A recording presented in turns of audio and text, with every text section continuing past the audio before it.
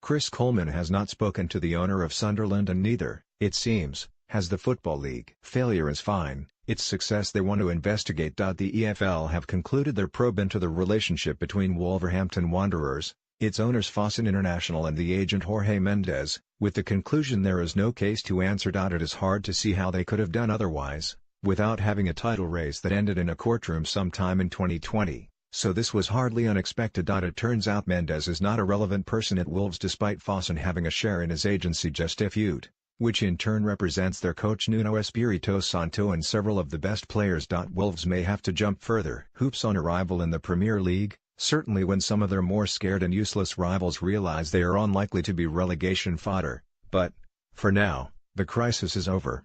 The one at Sunderland, meanwhile, seems never-ending. Coleman got Wales to the semi-final of the 2016 European Championship, but he could not keep Sunderland up.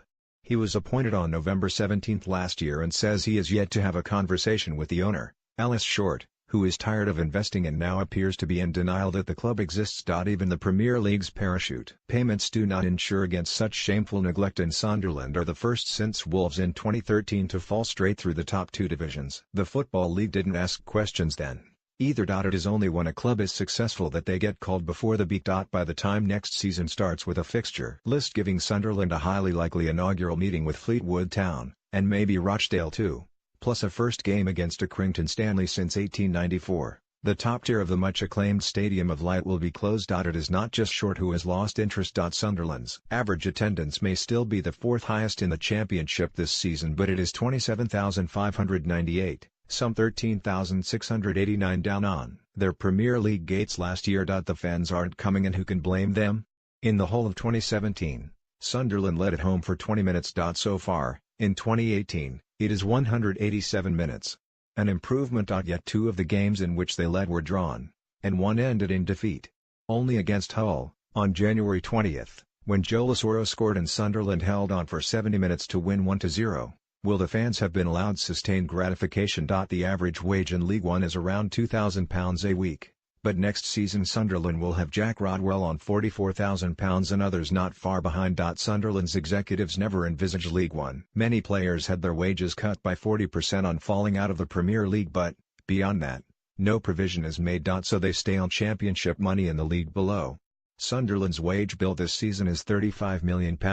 Even if they have a fire sale of players, they will be paying far in excess of others in their division, including an annual £8 million interest payment on a debt of £68 million to Security Bank Capital. Only then might Short get a call from the Football League with its insistence on financial fair play. There is nothing the EFL like doing more than kicking an ambitious club when it is down. Queen's Park Rangers invested in a doomed attempt to preserve their Premier League place, meaning wages and expenditure were out of kilter with a Championship existence. That made no difference to the league, who pursued them over FFP anyway, as if this was some Machiavellian grand plan, not a series of poor executive decisions. Wolves admit that if they had not been promoted, they may have fallen foul of FFP rules.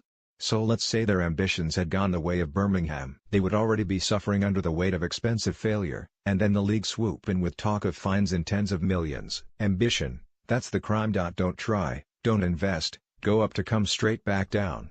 Better still, drop out, as venture capitalist Short has from his home in Florida. Coleman said he had thought of doorstepping him, just turning up out of the blue, but the league would never be so bold.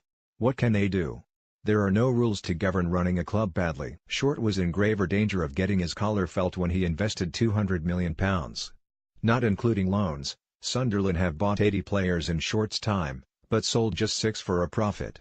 They will still be due a parachute payment of £35 million, even next season, so may comply with the Football League's fiscal demands. Yet, if they do not, Short will have to justify meeting expensive financial obligations, having been blithely allowed to let the club drift towards obscurity. The league will argue, what can it do? There is no fit and proper test that can guarantee a club is run successfully or ensures the owner remains engaged. As long as executive actions are legal, there are no rules to stop Short letting Sunderland fall into the North Sea. Yet isn't that the problem? When torpor is made to appear more acceptable than ambition, isn't this always going to be the result?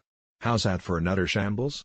The London Stadium is barely set up for football on occasions, so it is certainly not suitable for cricket. The conversion costs are extraordinary and time-consuming, and it is no surprise that, after much talk, it has failed to make the list of venues for the Cricket World Cup. The organisers dreamed of making use of its 60,000 capacity for matches between England and Australia and India and Pakistan, but ballpark estimates of £8 million to remove seats, turf over the running track and install a drop-in pitch have ended that.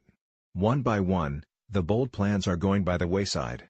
The NFL will make its home at White Hart Lane, maybe even Wembley, and there are many alternatives for big concerts in London, with more coming once Tottenham and Chelsea open their new arenas. Increasingly, the Olympics venue, hampered as it was at the planning stage by slow thinkers from the world of politics, looks the most cumbersome, clanking venue, turning around between events like an ocean-going liner, submitting its conversion bill like the most shameless cowboy builder. It has one chance of viability, as a football ground, capable of holding the odd summer concert. Any attempts to salvage this mess should acknowledge that, before it is too late. Surely it's worth giving Milner a ring, Gareth?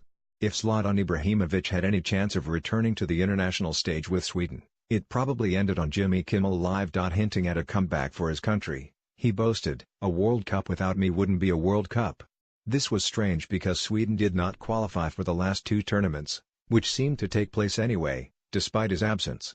Also going ahead, every World Cup between 1930 and 1998, none of which featured Ibrahimovic. In total, he has played in 2 World Cups his entire career, in 2002, when Sweden were knocked out in the last 16 by Senegal and he did not start a game, and in 2006, when Sweden were knocked out in the last 16 by Germany, and he did not score a goal. Ibrahimovic started 3 of 4 matches, but came off after 46 minutes in one of them. Maybe he was banking on the ignorance of his audience. Not many of Kimmel's crowd will be completely across Swedish football. Had he told them he opened the batting for England in the Ashes, he could probably have got away with that, too. More familiar is Sweden coach Jan Andersson who, having edged out Holland in the group stage and eliminated Italy in the playoffs, is doubtless more than happy with what he has got. He will also remember that Ibrahimovic retired after Euro 2016, when he led Sweden to last place in Group E, 3 points behind Ireland, and, again, failed to score. By the sounds of it, the announcement was made without consulting Andersson, the new manager, who may feel ticked off that a player thinks he can come and go from his squad when he pleases. He was not going to be in the team after the European Championship, said Andersson. If you rejected the team, I do not think you should come back. I respect what he said, and I respect those who said yes. And who do not think the World Cup is all about them, either, which brings us to James Milner. He also stepped away from the international game in 2016, but with considerably less fanfare. Fans revel in news of Milner's international retirement, read one headline, noting the underwhelmed reaction on social media to the curtailment of a 61-cap career. It is fair to say, nobody has been underwhelmed by Milner lately.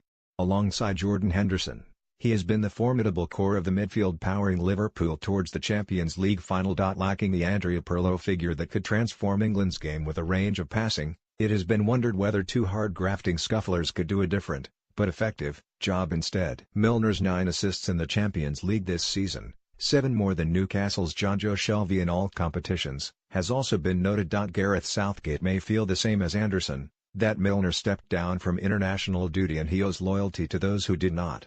Yet Milner is no Ibrahimovic. It would not be all about him. He would not make grandiose claims about his influence. Like Henderson, he is a pack horse of a player, a selfless worker. And he would be given a specific detail, one that replicates his role for the club. It could give Southgate the option of playing Eric Dyer in defense. Milner has also covered at full-back. As for the group, well, he wouldn't be returning in a blaze of self-serving publicity, fresh from a round of late-night chat shows. He's boring James Milner, there to do a boring job. He may not be interested, but it's worth a phone call, at least. Police let down Liverpool fans. With Liverpool fan Sean Cox still critically ill in hospital, Merseyside police have offered assurances that their presence around Anfield for the match against Roma was adequate. This follows the attack on the Manchester City bus in the previous round, which also seemed to take place under their watchful eye. I am happy we had the sufficient number of resources, said Chief Superintendent Dave Charnock. Yes, but what were they doing? Photographs of Liverpool supporters dancing on the roof of a police van amid a backdrop of pyrotechnics suggests the lightest of touches. A force that is too happy to supervise rather than enforce the law. Is it any wonder that, in these circumstances, the officers on duty appear to have missed the shadowy presence of a tooled-up group of Roma supporters, intent on extremes of violence until it was too late? Jurgen Klopp says that any of his players who think the Champions League semi-final is over will not be travelling to Rome. He is right, of course. Liverpool cannot afford casual preparation. But it is over. Roma's 2 goals ensure there will be no complacency on Wednesday night.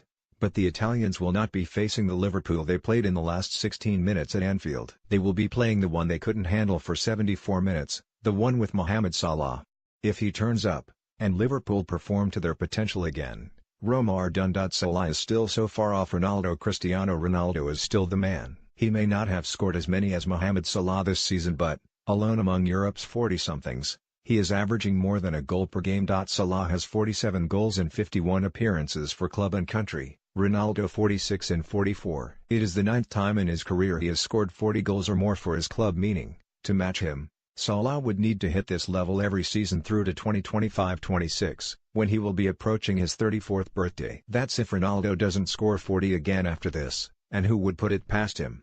Ben Purkis, chairman of the Professional Footballers Association, is under pressure to apologize for cracking wise at Harry Kane's expense during Sunday's awards dinner. He said Kane was so prolific he could score without touching the ball. This is now being described as bullying. How ludicrous. It was a joke.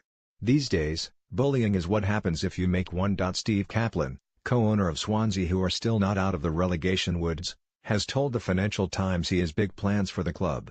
He wants to get global sponsors, expand the stadium, upgrade the training facilities, sign top international players and attract fans worldwide. There is one problem with this. So does everyone.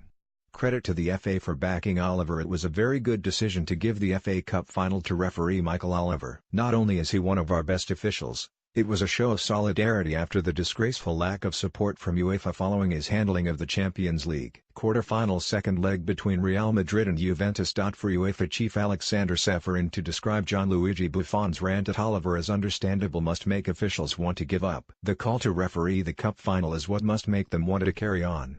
Full credit to the FA for making it.